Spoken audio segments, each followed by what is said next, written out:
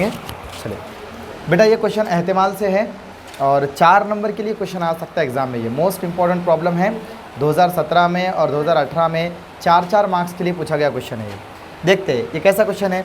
एक रेस में 3 घोड़े ABC हिस्सा लेते हैं, ठीक है। एक रेस है जिसमें 3 घोड़े हिस्सा लेते हैं। कौन है? घोड़ों का नाम ABC। बच्चों, घोड़ों के बजाय यहाँ पर लड़के भी दे सकता है। एक रेस में 3 लड़के हिस्सा लेते हैं ABC, ओके ना। A के रेस जीतने का एहतिमाल B के दुगना है और B के रेस जीतने का एहतिमाल C के दुगना है। यानी A के रेस जीतने का एहतिमाल B के डबल है और B का C के डबल है, ओके ना। तो हर एक के रेस जीतने का एहतिमाल मालूम कीजिए। तो मतलब अपने को P of A, P of B, P of C 3 चीज़ें मालूम करना है। आसान क्वेश्चन है, आप कंफ्यूज ना हो, एकदम आसान तरीके से मैं आपको समझा रहा हूँ। देखिए किस तरह से करते हैं, ठीक है। ABC है ना, ओके ओके। कौन है ABC? ये 3 घोड़े हैं, ओके ना, या फिर 3 लड़के हैं। तो ये हिस्सा ले रहे हैं। तो अपन क्या कर लेते हैं, फ़र्ज़ कर लेते हैं। फ़र्ज़ कीजिए कि A के रेस जीतने का एहतिमाल P ऑफ A है, करेक्ट। इसी तरह B के रेस जीतने का एहतिमाल P ऑफ B है। इसी तरह C के रेस जीतने का एहतिमाल P ऑफ C है। कर देंगे इस तरह से सपोज, बिल्कुल आसान है। चलिए, दी गई शर्तें वो पहली शर्त क्या है बेटा, यहाँ पर देख लीजिए, यहाँ से शुरू हो रही पहली शर्त अपनी क्या है, A के रेस जीतने का एहतिमाल B के दुगना है, ओके ना। तो पहली शर्त के मुताबिक अब क्या शर्त है बेटा, वो शर्त ये है कि P ऑफ A के रेस जीतने का एहतिमाल यानी P ऑफ A किसके दुगना है, P ऑफ B के दुगना है। दुगना एंड डबल है, हाँ। A के रेस जीतने का एहतिमाल B के दुगना है। इतना समझ में आ गया आपको अच्छे से। चलिए, अभी हम इक्वेशन नंबर 1 देते हैं, इसे चलता है ना। अब दूसरी शर्त क्या है, इस तरह B के रेस जीतने का एहतिमाल C के दुगना है। दूसरी शर्त के मुताबिक क्या बेटा, बोलो।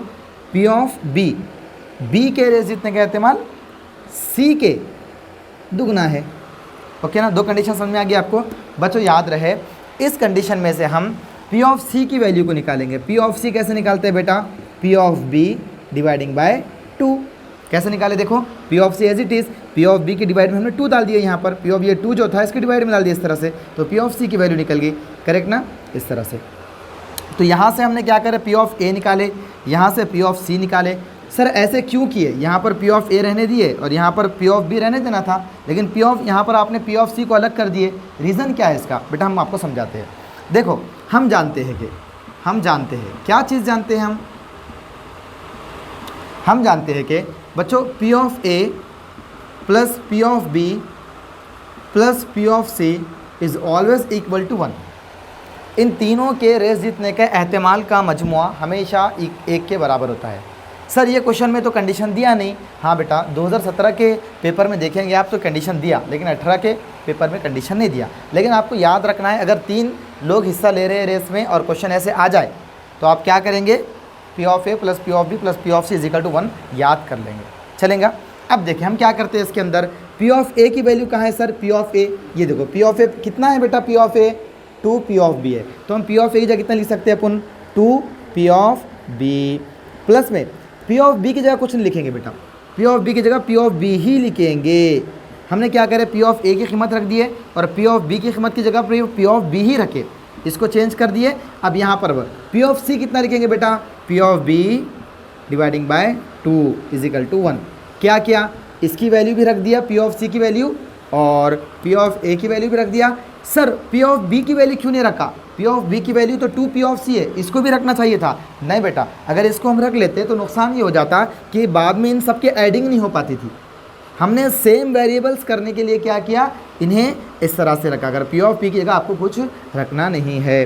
अब देखिए P ऑफ B जो है आप कॉमन निकाल दें, यहाँ से, तो ब्रैकेट में क्या बचेगा, यहाँ पर 2 बचेगा प्लस यहाँ पर 1 बचेगा प्लस यहाँ पर 1/2 बचेगा, करेक्ट ना, is equal to 1।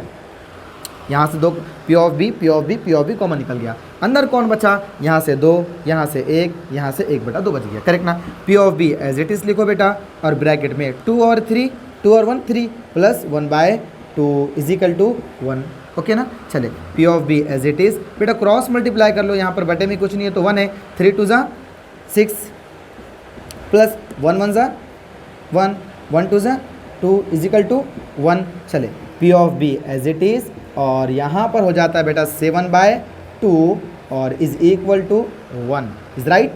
Okay, P of B as it is. अब यहाँ पर देखें, ये डिवाइड का 2 ऊपर चल जाएगा, उधर इक्वल के उधर भेजना है तो 1 के मल्टीप्लाई में चल जाएगा डिवाइड का 2, और ये जो 7 है वो डिवाइड में आ जाएगा, राइट है सुफियान।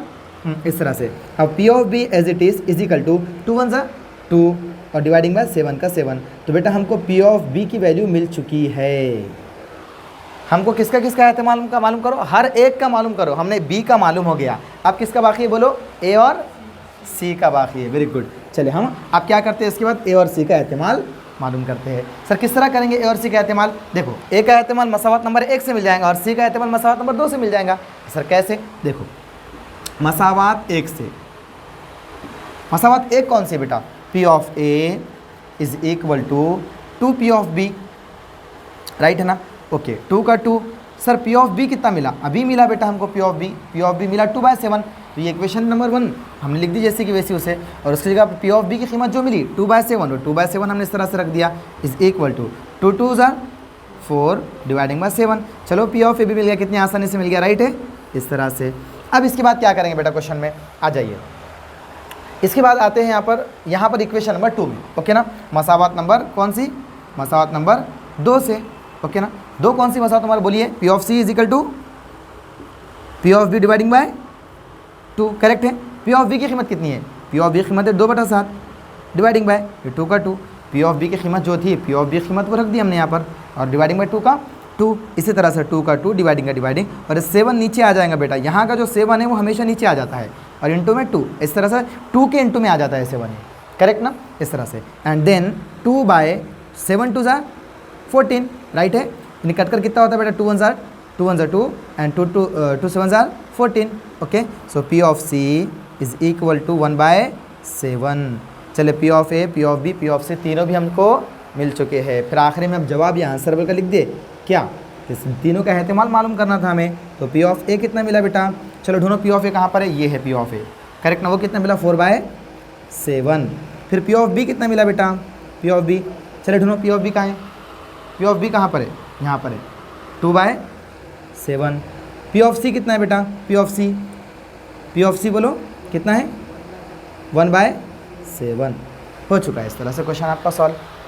4 नंबर के लिए अहम सवाल है, एग्जाम में पूछा जा सकता सवाल ही बच्चों, क्योंकि 2 दफ़ा पूछा भी गया है, 2017-18 में पूछा गया है। ऐसा नहीं कि फिक्स बोल देंगे आएगा बोलकर, लेकिन मोस्ट चांसेस है, चैलेंजिंग क्वेश्चन एक्चुअली है, चैलेंजिंग क्वेश्चन के अंदर आएगा ये क्वेश्चन, ठीक है। पेपर तो आसान ही होगा आपका। अब ये क्वेश्चन आने के चांसेस कितने ज़्यादा है, आएगा नहीं आएगा? मोस्ट चांसेस है कि आएगा, क्योंकि बुक में भी नहीं है और इस टाइप का क्वेश्चन पूछता है एग्जाम में, ठीक है। और अगर नहीं आएगा तो फिर कौन सा आएगा इसके ऑप्शन में? इजी क्वेश्चन आएगा, हार्ड क्वेश्चन नहीं आएगा। हेलीकॉप्टर का प्रॉब्लम कर लो, अभी पिछले लेक्चर में मैंने आपको उसको शूट कर डाला हो, 5-6 मिनट का लेक्चर है वो, उसमें का हेलीकॉप्टर का प्रॉब्लम देख लो। वो नहीं आएगा तो फिर कौन सा आएगा? आपका टॉवेल वाला प्रॉब्लम आएगा, टॉवेल का प्रॉब्लम। 3-4 प्रॉब्लम इंपॉर्टेंट, इनमें से एक क्वेश्चन आएगा चैलेंजिंग। अगर नहीं आता है इनमें से भी तो फिर तो बिल्कुल आपका प्रैक्टिस सेट में क्वेश्चन आएगा, मश्क में का सवाल आएगा, आसान वाला एकदम, ठीक है। ताश के पत्तों का क्वेश्चन अच्छे से करके जाना, उसको छोड़ना नहीं। ताश के पत्तों के 52 पत्तों गड्डी के क्वेश्चन में से एक क्वेश्चन आने के चांसेस बहुत ज़्यादा है। Okay, thank you.